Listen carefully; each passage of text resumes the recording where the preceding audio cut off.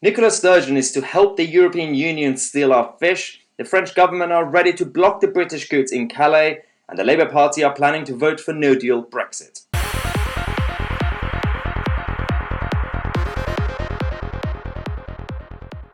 Hello everyone and welcome to today's show. As you've seen over the last couple of days, Brexit updates been all over the place. First, the dinner date between Ursula and Boris did not go well. Then the Sunday deadline was meaningless. Now we have a couple of weeks left to go. The mainstream media aren't really talking about this, but I'm going to report this because it's been in the newspapers from the Times to the National.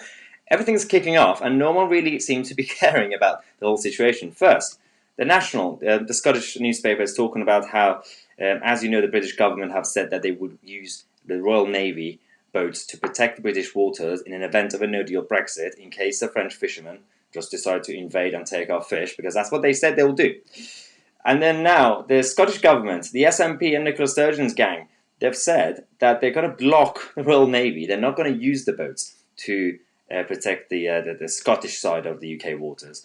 But what that actually means is that the European fishermen could just go there, take the fish, and the SNP will help them do it instead of actually protecting our borders. So Laura Webster has written this article in the National talking about how Humza Yousaf, who is a radical SNP politician who's who wants to be the next leader of the SNP, is kicking off. So he's tweeted that the UK government, after obviously the UK government confirmed with him, that they said the Royal Navy will not be deployed unless the chief constable actually requests it. So that's the technicality of how it works. But what they're trying to do is put pressure on them so that they don't actually deploy the boats.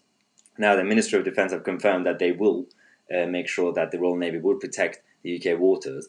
And considering the French and the Dutch fishermen have already said that we're not going to actually respect borders, I still think, hopefully, it's a bluff, because that's literally against the international agreements and how borders work. Because if no deal Brexit happens, then these will be our waters, and you can't just randomly do this. And now, the problem I have is that on the one hand, you have Humza, who's saying that the police guard and marine guards will protect fisheries if necessary, and on the other hand, we have Tobias Ellwood, who's a Conservative MP, Remainer, who's involved with defence. That's his background. He's not really happy about the government.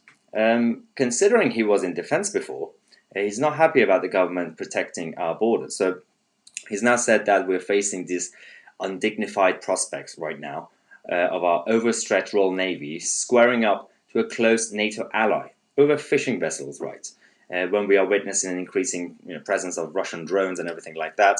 So I get what he means. Yes, France, technically speaking, they're an ally. They're in NATO. But on the other hand, if the French government basically advocate for the French fishermen to invade our waters, I don't care if you're an ally or not. You're breaking the rules, and we have to protect our borders. So right now, I get what Tobias means, that they're allies. But afterwards, if they do something wrong, then we have to do something about it. And I don't understand why he doesn't want to protect our country.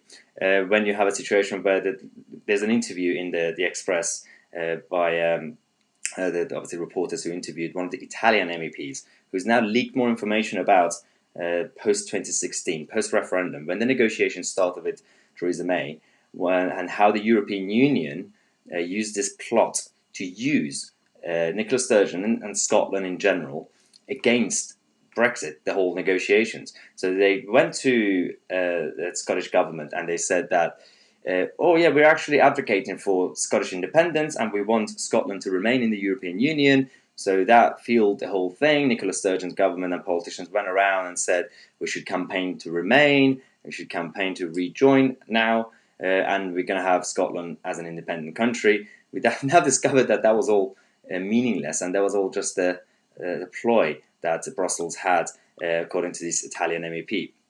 He's now obviously said that with the Scottish independence, Brussels has shown the greatest possible hypocrisy. During the negotiations, people like Jean-Claude Juncker decided to basically invite all these SNP politicians to Brussels to make them happy and say, we are actually behind you, we want to cancel Brexit, and it was only done to destabilize the UK government, according to this MEP. And the issue is that that was never going to get anywhere with the Scottish independence or isolation, as I say, because if the European Union were to allow Scotland on its own to rejoin the European Union, they're going to have to face a lot of issues with countries like Spain, with Belgium, and obviously Kosovo and that side, the eastern blocks as well. So he's talking about how Brussels could have not had the same attitude towards the Catalans because Spain strongly supports the European Commission. The hypocrisy would have been so evident that Brussels had to stop engaging with Sturgeon. They realized that was an idiotic idea. Now, Lord David Owen has also said that there will be a number of other countries that could block this move, including Belgium. And that's a fair point because obviously this guy is a former Foreign Secretary and the SDP co-leader who said that I think we should start moving towards a different attitude to Scotland. If they do vote to leave, then they leave. That's just how democracy works. But they have to face the reality of the consequences of what's going to happen. When you have a situation where Spain and the Catalan side, they have problems, and if they decide to allow Scotland to rejoin, then they're going to have to deal with them. And he has also said that it's not just those countries. Let's not forget about Belgium. They sit on a very uneasy arrangement between two parts of Belgium, and they're not going to legitimize the splitting of any other country. Because once you allow that, you can obviously open up a can of worms. So that's actually a fair point. Now, in the Times, they're talking about how the French government are basically saying that if no deal Brexit happens and if the UK decide to use the Royal Navy to protect their waters, how dare you? They're going to block the British goods in Calais. There was a point where about no deal, which was businesses could still trade. They put a bit of, tiny bit of tariff and tax on it, 2%, 5%, depending on the good. And that's absolutely fine, like many other countries who are part of the World Trade Organization. But if a country decides to block actual products because they're stalking like children, that's a whole different issue. Now, this Times article is talking about how they're planning this blockade in Calais and other ports in an event of a no-deal Brexit. And the head of the Normandy's Regional Fisheries Committee has said that we are ready to do this, and because we have the backing of other countries like the Dutch and the Belgian fishermen as well. I'm not really sure how the World Trade Organization will behave and react, because obviously if they do this, they're going to have to complain to the European Commission, because France, Belgium, the Netherlands, they're not independent countries. So if they do something like this, Ursula von der Leyen will be in trouble as the head of the Commission. So I'm not really sure if this move, whether it's a bluff or not, is going to work for the French government. So we have to wait and see how they're going to actually react. At the same time, we have the latest again from the Express talking about how Michel Barnier has once again warned all the countries, especially those who are obsessed with fisheries like France and the Netherlands, saying that we have to back down. The UK aren't really compromising, so we're going to have to cave in. It's interesting because there are still a lot of people out there who are so skeptical that they still think that last minute Boris Johnson could compromise and sell out basically. But at the moment, to be fair, the British government are doing really well. So it's Michel Barnier who's decided to cave in again. It's the second time he's done this. The first time a couple of months ago, went to Macron and said, we can't get a deal on fisheries, we're going to have to just give up on this. But it's happening again. You think that this is all good news and people in Britain and the media will be happy. The Labour Party don't even know where they stand.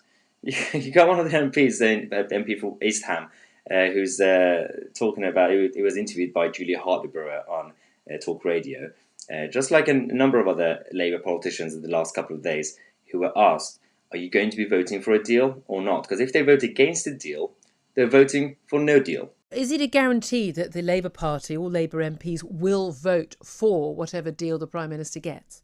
Well, it depends what the deal is. So you agree with Theresa May that no deal is better than a bad deal? Well, let's see what the deal is. So no deal is better than a bad deal? Well, let's see what the deal is. So and no then we'll deal is better than a bad deal Yeah, I really want to know what the Labour Party's line on this in reality, because we still haven't heard from Sir Keir Starmer on this. Really, he's still sitting on the fence. They know that if they vote against a deal, it's no deal. So they're going to have to either vote for a deal, but if the deal is bad, then they're going to have to vote against it. So I think it's win-win for Brexiteers at this point. So let's just stay positive and not optimistic. Let's not go with doom and gloom right now. And that's the whole point of this channel. If things change, I'll definitely kick off. Don't worry, guys. For now, let's focus on Christmas. If you haven't done your Christmas shopping yet, and if you do believe in Britain, check out the link in the description. Get your latest merchandise, the hoodies and the jumpers and the coffee mugs and everything else. We have obviously a range of products. Just check it out for yourself. And also, if you're a member of the channel, as usual, you get a special discount. I'll put the discount code on the community tab for the members. And if you're not a member, check out the link in the description and become a member. Support the channel. Thanks again for watching. I'm Tousi, and I'll see you guys in the next video.